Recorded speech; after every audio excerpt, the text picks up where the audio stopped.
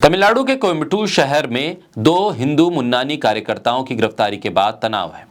पश्चिम बंगाल के प्रवासी कामगारों पर कथित तौर से हमला करने के आरोप में इन दोनों और इनके साथ कुछ और लोगों को भी पुलिस ने गिरफ्तार किया है। सूर्य प्रकाश और प्रकाश हिंदू मुन्नानी ग्रुप के सक्रिय कार्यकर्ता हैं। तमिलनाडु में बिहार के प्रवासी मजदूरों को लेकर एक फर्जी वीडियो के मामले में बीजेपी से लेकर उसके साथ जुड़े संगठन बिहार की अस्मिता के नाम पर हंगामा कर रहे थे। न सिर्फ सड़क पर बल्कि विधानसभा में भी एक फर्जी वीडियो के नाम पर यह बताने की कोशिश कर रहे थे कि बीजेपी और उसके समर्थक ग्रुप ही बिहार के लोगों के सच्चे हितैषी हैं। लेकिन अब एक खबर तमिलनाडु से जो सामने आई है वो ये बताती है कि बिहार में बचाने के नाम पर और तमिलनाडु में मारने के नाम पर वोट साधने की तैयारी है। बोलता हिंदुस्तान पर मैं हूं आपके साथ मिर्जा शाकिर अली बेग। तमिलनाडु के कोयम्बटूर शहर में दो हिंदू मुन्नानी कार्यकर्ताओं की गिरफ्तारी के बाद तनाव है। पश्चिम बंगाल के प्रवासी कामगारों पर कथित तौर से हमला करने के आरोप में इन दोनों और इनके साथ कुछ और लोगों को भी पुलिस ने गिरफ्तार किया है। सूर्य प्रकाश और प्रकाश हिंदू मुन्नानी ग्रुप के सक्रिय कार्यकर्ता हैं। उनका पश्चिम बंगाल के निवासी गौतम सियामेल और कोयम्बटूर में काम करने वाले उनके दो दोस्तों के साथ झगड़ा हो गया था।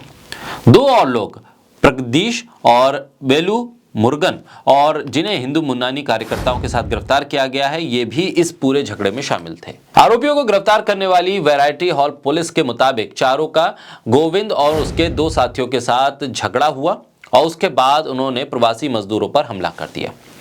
पुलिस के मुताबिक प्रवासी श्रमिकों के जरिए वैरायटी हॉल पुलिस स्टेशन में एक मामला दर्ज किया गया है और इसकी वजह से दो हिंदू मुन्नानी कार्यकर्ताओं सहित 4 लोगों को गिरफ्तार भी किया गया है।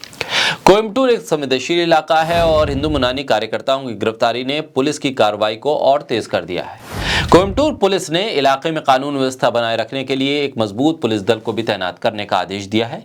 हिंदू मुन्नानी वही संगठन है जिसको लेकर कहा जाता है कि आरएसएस के साथ जुड़ा हुआ संगठन है। हिंदू मुन्नानी उस वक्त अस्तित्व में आया जब आरएसएस और बीजेपी तमिलनाडु में खुद को स्थापित करना चाहती थी। मुन्नानी संगठन ने पिछड़ी जातियों के समूह के सदस्यों को इसमें शामिल किया क्योंकि बड़े पैमाने पर ब्राह्मणों से जुड़ी किसी भी चीज से तमिलनाडु में बहुत ज्यादा लाभ नहीं मिल सकता था। हिंदू मुन्नानी की भूमिका अब तमिल राष्ट्रवादियों के जरिए निभाई जा रही है जो बीजेपी के लिए अब रास्ता बना रहे हैं।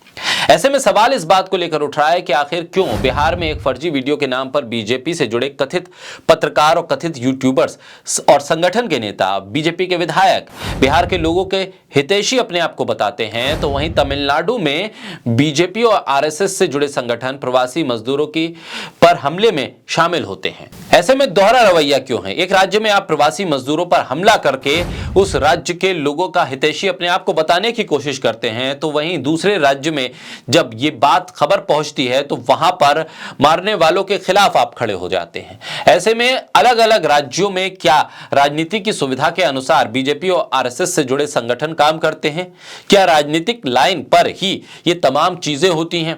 क्या सिर्फ वोट के आधार पर ही राज्यों के मुद्दों को और राज्य में किस मुद्दे को किस तरह से पेश करना है वो तय होता है? बहरहाल तमिलनाडु से आई इस घटना के बाद सवाल ये उठने लगा है कि क्या सही में प्रवासी मजदूरों पर हमले के नाम पर और प्रवासी मजदूरों के हितैषी होने के नाम पर बीजेपी और आरएसएस से जुड़े संगठन लोगों के हमदर्दी जता रहे हैं, लोगों के साथ हमदर्दी कर रहे हैं, या फिर बीजेपी के लिए किसी राजनीतिक मंच की तैयारी कर रहे हैं?